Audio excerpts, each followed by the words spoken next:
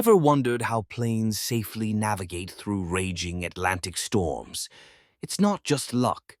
This video reveals the incredible technology and expert skills pilots rely on to ensure passenger safety during turbulent weather events. From hurricane-force winds to blinding lightning, the Atlantic skies are no joke, and today we're diving straight into the eye of the storm. Part 1. Navigating the Fury.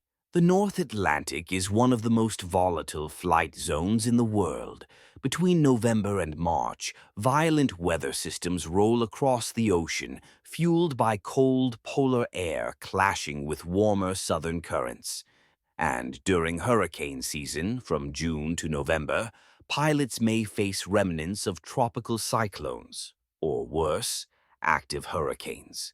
Historically, these storms have grounded thousands of flights and forced emergency diversions. Take Hurricane Sandy, for example, in 2012. It disrupted hundreds of transatlantic routes and paralyzed air traffic from the U.S. East Coast to Europe. But in the face of all this fury, aircraft still fly, safely. So, how do pilots chart a course through chaos and keep passengers calm in the middle of a storm? Part 2. The Invisible Highway, Weather Forecasting and Flight Planning. Long before takeoff, the battle begins in the Flight Operations Center. Dispatchers and pilots analyze powerful tools, significant weather charts, turbulence forecasts, wind data, and satellite images. Jet streams, cold fronts, and storm cells are like roadblocks in the sky. Using this data, dispatchers build flight plans that avoid known threats, even if it means adding hundreds of extra miles. Flight crews get this intel during briefing. But things change fast, especially over the Atlantic. That's where adaptability becomes key. Part 3. The Art of Adaptation. Piloting through the storm. Flying through a storm isn't a reckless choice, it's a calculated decision. Pilots are trained to read radar, interpret weather patterns, and maneuver with precision.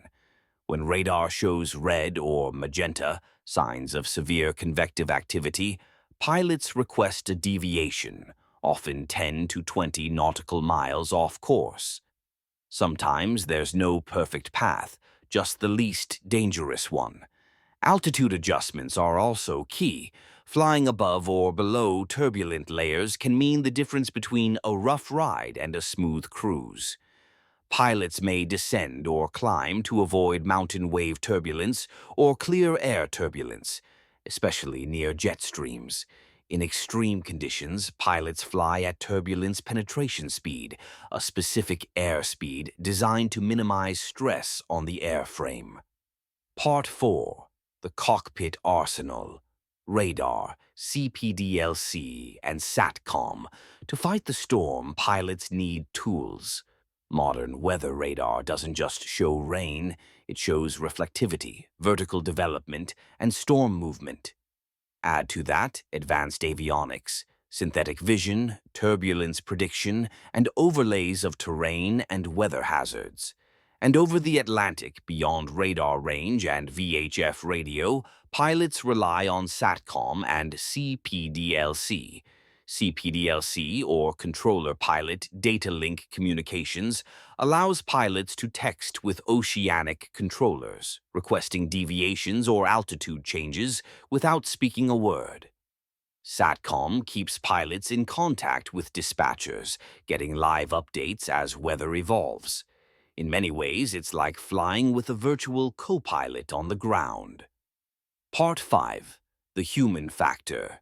Experience, training, and CRM. No technology replaces experience. Pilots train in full-motion simulators for storm scenarios, sudden wind shear, lightning strikes, hail, and severe turbulence. CRM, crew resource management, plays a vital role. Decisions are made as a team, with input from both pilots and sometimes the dispatcher via ACARS. One pilot focuses on flying, the other monitors systems and communicates. This division of duties keeps cognitive load manageable and ensures redundancy. Storms test judgment, not just systems. And when it's midnight over the ocean, with turbulence shaking the aircraft and fuel margins getting tight, it's human calm that keeps the situation under control. Part 6. When avoidance isn't an option. Sometimes even the best planning isn't enough. A flight may have to enter an area of moderate turbulence. The crew slows the aircraft to a safe airspeed, turns on the seatbelt sign, and communicates with the cabin crew. Meal service is paused. Cabin lights may be dimmed. The aircraft is designed for this. Wings flex. Landing gear doors are locked. You feel turbulence in your seat, but the plane is riding it like a wave. If things get worse, the crew can divert to alternate airports, even mid-ocean, like Lajes in the Azores or Gander in Newfoundland. Conclusion. The science behind the calm. Flying through Atlantic storms might seem terrifying, but every second is backed by science, technology, and training. Dispatchers map a safe path. Avionics give pilots a real-time weather picture, and cockpit crews adapt with skill and calm, even when passengers don't notice.